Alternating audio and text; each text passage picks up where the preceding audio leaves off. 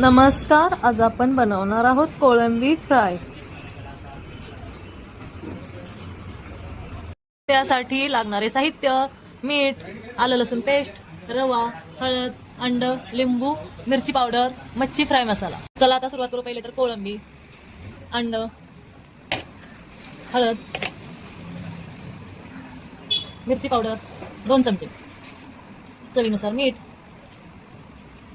आलं लसूण पेस्ट, मच्छी फ्राय मसाला मिक्स करून घ्यायचं, लिंबू पिळून घ्यायचं, सर्व मिक्स करायचं, 15 मिनिटं झाकून ठेवायचं। रव्यात थोडं मीठ व मिरची पावडर टाकायची, रव्यात थोडं तेल टाकून तळून घ्यायचं।